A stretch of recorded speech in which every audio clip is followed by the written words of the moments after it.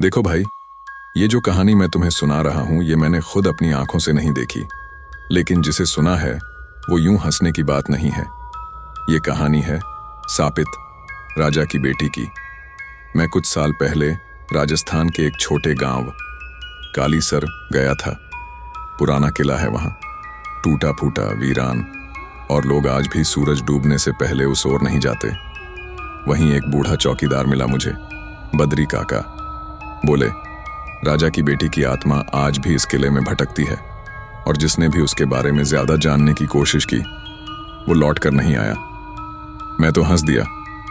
अरे काका, ये तो वही पुरानी डरावनी कहानियां हैं ना।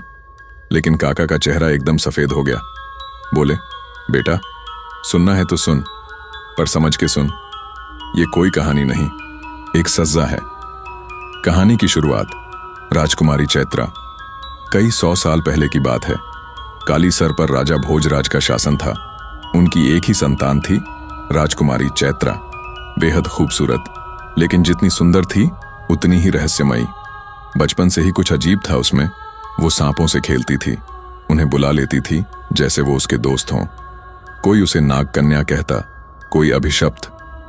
लोगों का कहना था कि जब वो पैदा हुई थी तो महल में एक सफेद नाग घुस आया था और उसके झील जैसे नीले आंखों में किसी सांप की चमक थी।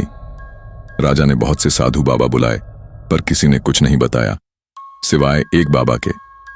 उसने कहा, राजन, बेटी तो रत्न है, पर इस रत्न पर एक श्राप है। इसके विवाह के दिन इसकी आत्मा बांध दी जाएगी और यह सदा इसी महल में भटकेगी। राजा ने यह बात सीने में दफन कर दी।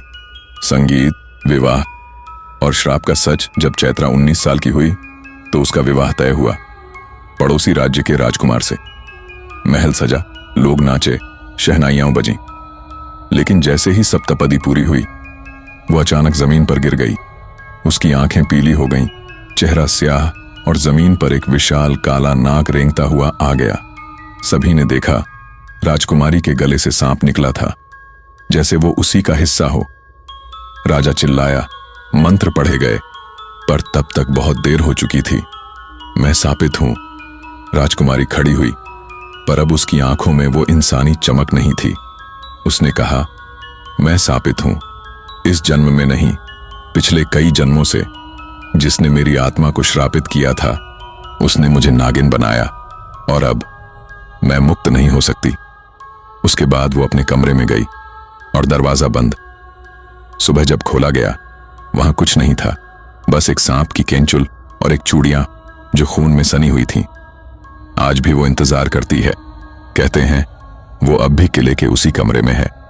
कई लोगों ने कोशिश की अंदर जाने की, कुछ पागल हो गए, कुछ गायब। बद्री काका बोले, सांझ के बाद कोई उधर न जाए। चैत्रा अब इंसान नहीं रही। वो सिर्फ उस दिन का इंतजार करती है जब कोई उसकी कहानी पूरी सुने और श्राप तोड़े।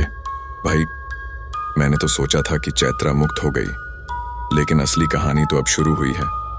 एक अजीब सपना। उस रात जब मैं शहर लौटा तो पहली बार चैन की नींद सोया, लेकिन तीसरी रात मुझे एक सपना आया। एक लड़की थी, एकदम वैसी ही नीली आंखें, वही लाल चूड़ीदार जोड़ा, पर वो इस बार राजकुमारी नहीं थी। वो आज के जमाने की कोई लड़की लग रही थी, मोबाइल हाथ में और होठों पर वही धीमी सी मुस्कान।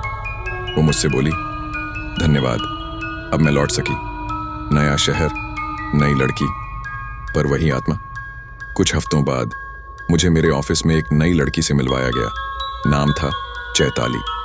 स्मार्ट, शांत, और सबसे अजीब बात, उसकी नीली आंखें।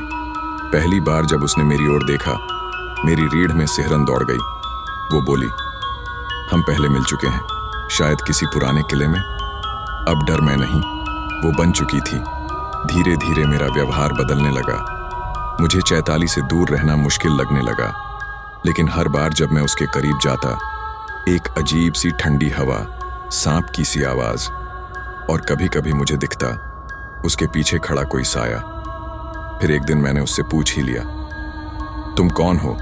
वो मुस्कुराई और बोली, तुमने मेरी मुक्ति की कोशिश की, पर अब मुझे मुक्ति नहीं चाहिए। अब मैं इंसानों के बीच जीना चाहती हूं और तुम मेरे पहले साथी बनोगे। अब मैं समझ चुका था चैत्रा की आत्मा ने पुनर्जन्म लिया था और वो अब एक इंसान के शरीर में थी, पर वो इंसान नहीं थी, वो नागकन्या थी, श्राप से जन्मी, अब श्राप बन चुकी थी। चैताली दिन में सबके साथ रहती, लेकिन रात को उसकी परछाई बदल जाती। मैंने एक रात उसे देखा, वो छत पर खड़ी थी और उसके सामने एक विशाल नाग फुंकार रहा था। वो नाग धीरे धीरे उसकी ओर झुका और जैसे उसने आदेश दिया हो, समय आ गया है। अंतिम रहस्य, नया श्राप किस पर है? मैंने गांव लौटकर बद्री काका को सब बताया। काका कांपते हुए बोले, तू नहीं समझा बेटा, तूने उसकी मुक्ति नहीं की, तूने उसे रास्ता दिया। अब वो नागवंश की रानी बन गई है और अगला श्राप तेरे वंश पर होगा। अंतिम दृश्य। अब जब मैं ये कहानी तुम्हें सुना रहा हूं, मेरी बीवी वही चैताली है। हमारी एक बेटी है 5 साल की और उसकी आंखें भी नीली हैं। वो अक्सर रात को जागती है और खिड़की पर बैठकर सांपों से बातें करती है।